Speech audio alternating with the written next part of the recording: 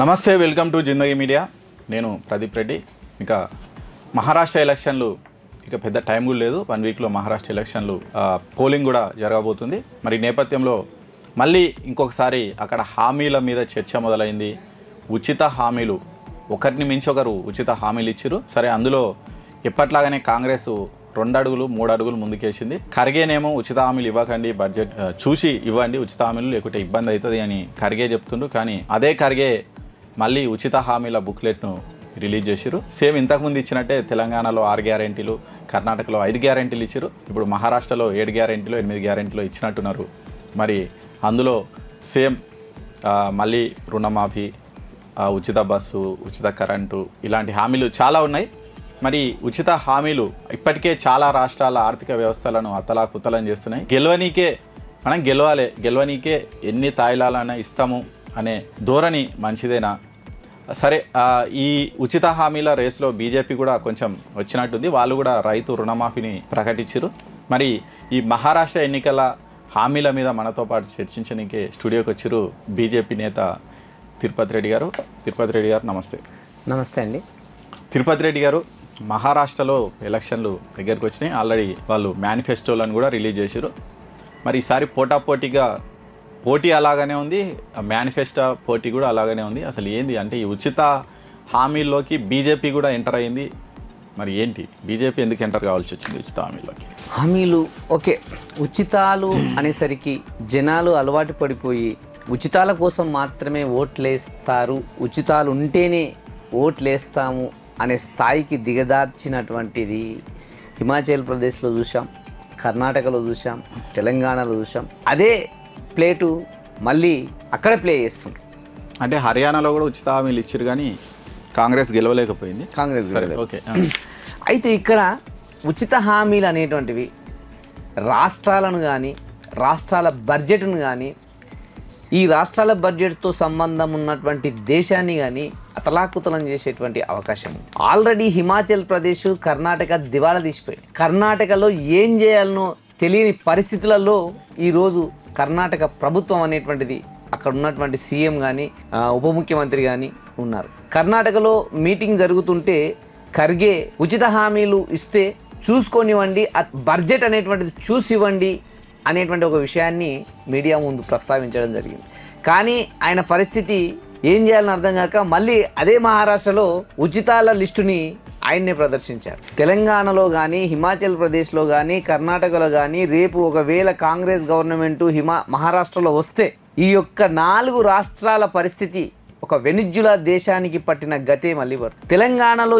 తెలంగాణలో మనం చూసుకుంటే మన బడ్జెట్, మన కథ కార్ఖానా చూసుకుంటే ఇప్పుడు ఆ యొక్క పెద్ద గుండుసున్నగా మారిపోయిన పరిస్థితి. అభివృద్ధి పనులకు డబ్బులు లేనటువంటి పరిస్థితికి మన తెలంగాణ రాష్ట్రంలో మనం చూస్తున్నాం. అభివృద్ధి పనులు అనేటువంటిది, వాటికి కేటాయించిన ఫండ్ అనేటువంటిది అంకెల్లో పేపర్ పైన ఉంది, కానీ వాళ్లకు రిలీజ్ చేసినటువంటి దాఖలాలు కనిపించట్లేదు. ఎక్కడ కోట్ల రూపాయలు నువ్వు ఫండింగ్ ఇస్తానని పేపర్ల పైన హామీలు ఇచ్చినావు, టీవీలలో ముందు ఇచ్చినావు, కానీ ఇప్పటికీ ఎంత ఫండ్ రిలీజ్ అయింది అనేటువంటిది అతి త్వరలో మనం చర్చించబోతాం. దాని గురించి కూడా తెలంగాణ రాష్ట్ర గవర్నమెంట్ 1 సంవత్సరం అవుతుంది ఏర్పడి, ఆ సంవత్సరం కాలంలో ఎంత ఇచ్చింది, ఏమేమి అయింది అనే చర్చ కూడా మనం రాబోయే కాలంలో చేస్తాం. ఇదే విధంగా చూసుకుంటే ఇప్పుడు పెట్రోల్ పైన, డీజిల్ పైన ఛార్జీలు పెంచడానికి కారణం, కర్ణాటకలో పెట్రోల్ పైన, డీజిల్ పైన ఛార్జీలు పెంచారు. పెంచడానికి కారణం ఎందుకంటే ఈ యొక్క ఉచితాలే. ఇంతకుముందుకు తెలంగాణ రాష్ట్రంలో పెట్రోల్ ఖర్చు ఎక్కువ, లీటర్ పెట్రోల్ పైన ఎక్కువగా ఉంది. కర్ణాటక బార్డర్లో ఉన్న వాళ్ళు కర్ణాటక వెళ్ళి డీజిల్ కానీ పెట్రోల్ కానీ పోసుకొచ్చుకుంటున్నారని మనం టీవీలలో చూసాం. ఆ పరిస్థితి నుంచి ఈరోజు కర్ణాటక వాళ్ళు వచ్చి తెలంగాణకు వచ్చి పోసుకొని పోయే పరిస్థితి ఇచ్చింది. ఈరోజు రేపు మహారాష్ట్ర పరిస్థితి కూడా అంతే.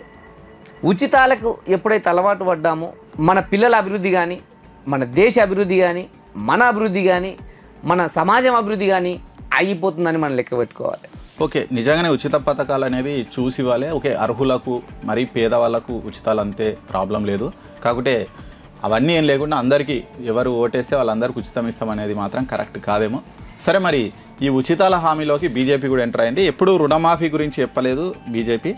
ఈసారి మహారాష్ట్రలో గెలిస్తే మేము రుణమాఫీ చేస్తామని చెప్పింది. రైతులు ఎక్కువగా ఉన్నటువంటి మహారాష్ట్రలో రుణమాఫీ అనేటువంటిది చేయడం ఒకంతకు మంచిదే. కానీ ఇస్తున్నటువంటి హామీని నెరవేర్చగలిగే బడ్జెట్ అక్కడ ఉందా లేదనేటువంటి చూసుకోవడం ముఖ్యం. రుణమాఫీ కాంగ్రెస్ గవర్నమెంట్ అంటే కాంగ్రెస్లో ఉన్నటువంటి కాంగ్రెస్ కూటమి ఇచ్చింది, బీజేపీ కూటమి ఇచ్చింది. ఈ మిగతా హామీలను చూసుకుంటే ఉచిత బస్సు కానీ, 500 గ్యాస్ కానీ, 4000 రూపాయల నిరుద్యోగ భృతి కానీ, ఇప్పుడు అవ్వలకి ఇచ్చేటువంటి పెన్షన్స్ కానీ, ఉచిత కరెంటు కానీ, అంటే వీటిపైన పడేటువంటి బడ్జెట్ రాష్ట్రంలో వచ్చేటువంటి రెవెన్యూకు మించిపోయేలా ఉన్నాయి. ఆ రెవెన్యూ ఎంత వస్తే అంత మొత్తం ఇక్కడికే వంచితే డెవలప్మెంట్ కోసం ఏం పెడతారని నా యొక్క ప్రశ్న. డెవలప్మెంట్ కోసం పెట్టాలనుకుంటే ఇవన్నీ ఉచితాలు బంద్ చేయాలి. ఉచితాలకు నీవు ఆశపడి ఓటు కానీ వేస్తే, ఉచితాలకు ఆశపడి నీవు ఓటు కానీ వేస్తే నీ జీవితాన్ని, నీ అభివృద్ధిని నీవు నాశనం చేసుకున్నట్లే అనేటువంటి విషయాన్ని మన కళ్ళ ముందు కనిపిస్తుంది. హిమాచల్ ప్రదేశ్లో కనిపిస్తుంది, మన కర్ణాటకలో కనిపిస్తుంది, తెలంగాణలో కనిపిస్తుంది. ఈ యొక్క 3 రాష్ట్రాలను చూసుకొని మహారాష్ట్ర ప్రజలు తెలివిపరులు, ఆ మహారాష్ట్ర ప్రజలు ఈ ఉచితాలకు ఆశపడరు అని నేను అనుకుంటున్నాను. అదేవిధంగా ఈ యొక్క దీంట్లో తీసుకుంటే దీంట్లో ఏం చేసిందంటే మళ్ళీ కులాల పరంగా, మతాల పరంగా మహారాష్ట్రలో విడగొట్టేసారు. దాదాపుగా 180 కుల సంఘాలు, అంటే ముస్లిం కుల సంఘాలు, ముస్లిం సంఘాలు, మతాలు ఒక మతానికి సంబంధించిన 180 సంఘాలు అవన్నీ ఆల్ ఇండియా ఉలేమా బోర్డు కిందికి వస్తాయి. ఆ ఆల్ ఇండియా ఉలేమా బోర్డు ఏం చేసిందంటే 17 హామీల పత్రాలను ఈ యొక్క కాంగ్రెస్ కూటమికి ఇచ్చి ఇవి మాకు నెరవేరిస్తేనే మేము మీకు ఓట్లు వేస్తామని ఫైనల్ చేసేసి అక్కడ బీజేపీని ఓడగొట్టడానికి, అక్కడ హిందూ రాష్ట్రంగా ఉన్నటువంటి దాన్ని, బీజేపీతో పాటు హిందూ సమాజం ఎక్కువగా ఉన్నటువంటి దాన్ని వాళ్ళని విడగొట్టడానికి, మతాల పరంగా కులాల పరంగా విడగొట్టడానికి ఇప్పుడు కాంగ్రెస్ గవర్నమెంట్ ఆ యొక్క మన ఆల్ ఇండియా ఉలేమోతో చేతులు కలిపి చేస్తున్నటువంటి పనులను చూస్తే ఆశ్చర్యపోతాం మనం. వాళ్ళు ఏం చెప్తున్నారంటే ఈ ముస్లిం సంఘాలకు సంబంధించి వక్ఫ్ బోర్డుకు సంబంధించిన భూములు, మేము అన్ని వక్ఫ్ బోర్డుకు సంబంధించిన భూములు మొత్తం కొన్ని ఊర్లే గుంజేసుకున్నది. అక్కడ ఆ గుంజేసుకున్న దానికి చట్టబద్ధత కల్పించాలని చెప్తుంది. అక్కడ ఏవైతే భూములు ఉన్నాయో అవి డైరెక్ట్గా మేము మావి అని చెప్తున్నామో మావి రిజిస్ట్రేషన్లు అయిపోవాలని చెప్తున్నాం. అంటే వక్ఫ్ బోర్డు పైన రిజిస్ట్రేషన్లు అయిపోవాలని చెప్తున్నాడు. 48 జిల్లాల్లో మాకు సంబంధించినటువంటి భూములు ఉన్నాయి, ఆ భూములు మొత్తం మాకే రిజిస్ట్రేషన్ చేయాలని చెప్తున్నారు. వక్ఫ్ బోర్డు అభివృద్ధి కోసం అంట 1000 కోట్ల రూపాయలు ఇవ్వాలంట మహారాష్ట్ర ప్రభుత్వం. 1000 కోట్లు. వక్ఫ్ బోర్డ్ అనేటువంటిది మంది పొలాలను గుంజుకొని నాశనం చేస్తుంది. వక్ఫ్ బోర్డ్ అనేటువంటిది హిందువుల పొలాలను గుంజుకొని నాశనం చేస్తుంది. వక్ఫ్ బోర్డ్ అనేటువంటిది ముస్లింల మైనార్టీల పొలాలను కూడా గుంజుకొని నాశనం చేస్తుంది. వక్ఫ్ బోర్డ్ అనేటువంటిది క్రిస్టియన్ల పొలాలను కూడా గుంజుకుంటుంది. అటువంటికి గుంజుకొని వాళ్ళ ఆస్తులుగా ప్రకటించుకునేటువంటి వక్ఫ్ బోర్డుకు 1000 కోట్ల రూపాయలు ఇవ్వాలని వాళ్ళ యొక్క నిబంధనలో చేర్చిండ్రు, వాళ్ళ యొక్క డిమాండ్ చేసిండ్రు. ఈ డిమాండ్ని ఎవరు ముందల పెట్టినరా అయ్యా అంటే రాహుల్ గాంధీ ముందల, శరద్ పవార్ ముందల, ఉద్ధవ్ ఠాక్రే ముందల పెట్టిండ్రు. ఈ ముగ్గురు కూటమిలో ఉన్నటువంటి వీళ్ళు ముగ్గురు మేము దీనిని పరిశీలిస్తామని చెప్తున్నారు. ఇంకో విషయం ఏంటంటే ఈ 2012 నుంచి 2024 వరకు కొంతమంది అల్లర్లు చేసిండ్రు. ఒక 12 సంవత్సరాల గ్యాప్లో ఈ అల్లర్లతో ఎవడెవడైతే ముస్లింలు జైల్లో ఉన్నారో ఆ అమాయక ముస్లింలు అంట, వాళ్ళ అల్లర్లు చేసిన వాళ్ళు అమాయకులు అంట, ఆ అమాయకులందరినీ బయటికి తీసుకురావాలనంట. అదో నిబంధన, అదో డిమాండ్ కూడా పెట్టిండ్రు. ఇప్పుడు మౌలానా సల్మాన్ అజారీ అనేటోడు వాడు అసలు దేశం పైన ఒక విషం చిమ్మేటువంటి కుక్క. వాడు జైల్లో ఉన్నాడు, వాడు బయటికి తీసుకురావాలంట గవర్నమెంట్. ఇంకోటి ఈ మన పోలీస్ రిక్రూట్మెంట్లో ముస్లిం యువతకు ఎక్కువగా అవకాశాలు కల్పించాలని చెప్పిండ్రు.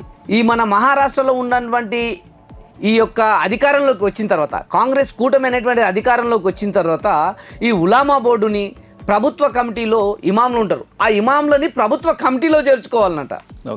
అంటే వింత కోరికలు, వింత డిమాండ్లు కేవలం వాళ్ళ అధికారంలోకి రావడానికి ఈ నిబంధనలకు, ఈ డిమాండ్లకు వాళ్ళకు తలొగ్గి రేపు దేశాన్ని అల్లకల్లోలం చేసేటువంటి పరిస్థితి. మహారాష్ట్రలో ఉన్నటువంటి ముస్లింలు ఈరోజు వీటన్నిటికీ తలొగ్గి, కాంగ్రెస్ తలొగ్గి నిజంగానే ఇవన్నీ చేస్తే రేపు ప్రతి రాష్ట్రంలో ఇదే పరిస్థితి ఏర్పడుతుంది.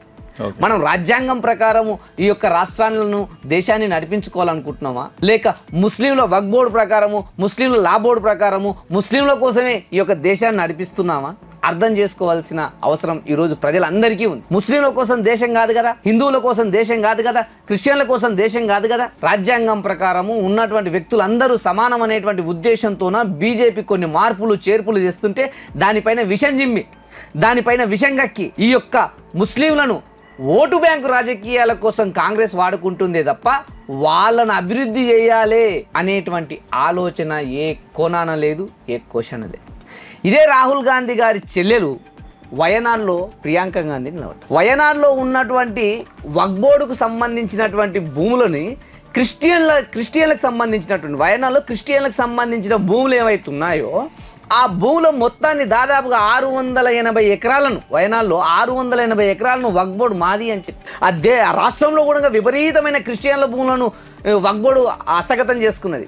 వాళ్ళు ఏమంటున్నారు ఇప్పుడు ఈ యొక్క వయనాడ్లో అంటే క్రిస్టియన్లు బీజేపీ గవర్నమెంట్ తెస్తున్నటువంటి వక్ఫ్ బోర్డు బిల్లుకు కాంగ్రెస్లో ఉన్నటువంటి మీ ఎంపీలు ఇప్పుడు నీవు గెలిపిస్తే నీవు కూడా మద్దతిస్తామని, అంటే ఈ యొక్క వక్ఫ్ బోర్డు బిల్లుకు సవరణ బిల్లుకు మద్దతిస్తామని నీవు హామీ ఇస్తేనే ప్రియాంక గాంధీకి ఓట్లు వేస్తామని చెప్తున్నారు. ఓకే, రాహుల్ గాంధీ ఏమో ఇక్కడనేమో వీళ్ళకేమో మీ డిమాండ్లను వక్ఫ్ బోర్డు బిల్లు డిమాండ్లను పరిశీలిస్తా అని చెప్తున్నాడు. అక్కడికి వెళ్ళి మళ్ళీ ఏం చేస్తున్నాడు, మీ క్రిస్టియన్ల ఓట్లు మాకు కావాలి, మేము చూసుకుంటాం వక్ఫ్ బోర్డు సంగతి అని చెప్తున్నారు. ఈ రెండు నాలుకల ధోరణి కాంగ్రెస్ ప్రవర్తిస్తుంది. కానీ బీజేపీ అలా కాదు. బీజేపీ వక్ఫ్ బోర్డు సవరణ బిల్లు 100% తీసుకొస్తుంది, అందులో ఉన్నటువంటి 40 మార్పులను ఖచ్చితంగా చేసి తీరుతుందని చెప్తుంది. మహారాష్ట్రలో గవర్నమెంట్ వచ్చినా రాకపోయినా వక్ఫ్ బోర్డు బిల్లు అనేటువంటి శీతాకాల సమావేశంలో ఖచ్చితంగా పాస్ అవుతుంది. దీన్ని బట్టి హిందువులందరూ, ముస్లింలందరూ, క్రిస్టియన్లందరూ డెవలప్మెంట్కు ఓటు వేయాలి, ఉచిత హామీలకు కాదు, ఉచిత పథకాలకు కాదు. డెవలప్మెంట్ కోసం ఎవడైతే పాటుపడతాడో, దేశాన్ని అగ్రభాగంలో నిలపాలని ఎవరైతే ఉంటాడో వాళ్ళకు ఓటేయాలని చూస్తున్నారు. అదేవిధంగా ఈ యొక్క మహారాష్ట్రలో ముస్లిం Ulema board all India Ulema board ఏం కోరిందంటే ఆర్ఎస్ఎస్ని మహారాష్ట్రలో నిషేధించాలని చెప్తుంది. మహారాష్ట్రలో ఇప్పుడు ఉన్నటువంటి మహారాష్ట్ర ప్రభుత్వంలో అదో డిమాండ్ పెట్టింది. మహారాష్ట్రలో ఆ యొక్క ఆర్ఎస్ఎస్ దాన్ని అజ్జేయాలని. అసలు ఆర్ఎస్ఎస్ ఉన్నదే మహారాష్ట్రలో నాగపూర్. అయితే దాంతో పాటు వీళ్ళు ఏం చేసినంటే ఈ వక్ఫ్ బోర్డు ఉంది కదా, మహారాష్ట్ర వక్ఫ్ బోర్డులో ఒక 500 మందిని ఉద్యోగులని గవర్నమెంట్ జీతాలు ఇస్తూ నియమించాలంట. అదొక ఈ తర్వాత ప్రభుత్వాన్ని ఏర్పాటు చేసిన తర్వాత మనకు ఎవరైతే ఈ మహమ్మద్ ప్రవక్త ఉన్నాడు అంటే ముస్లింలు వ్యక్తి, ఆ మహమ్మద్ ప్రవక్తకు వ్యతిరేకంగా ఎవడు మాట్లాడినా వానిపైన చట్టరీత్యమైన కఠినమైన చర్యలు తీసుకోవాలని డిమాండ్ చేస్తారు. నీవు దేవుళ్ళని తన్నొచ్చు, దేవుళ్ళని పీకేయచ్చు, దేవుళ్ళ పలగొట్టొచ్చు, గుళ్ళెపైన దాడులు చేయొచ్చు. హిందువులకు లేనటువంటి కఠిన నిబంధనలు, ముస్లింలకు లేనటువంటి కఠిన నిబంధనలు ఒక హిందువు ఎక్కడైనా ఒక దర్గాకి వెళ్ళి కానీ ఒక మసీదుకి వెళ్ళి కానీ ఎక్కడ దాడి చూశారు ఎప్పుడన్నా?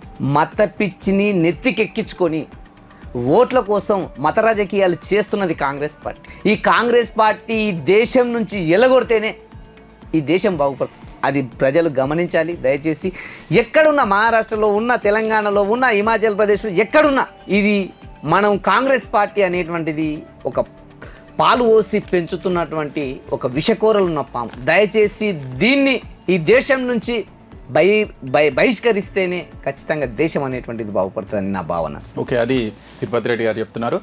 ఉచిత హామీలు అనేవి చూసుకొని ఇవ్వాలి.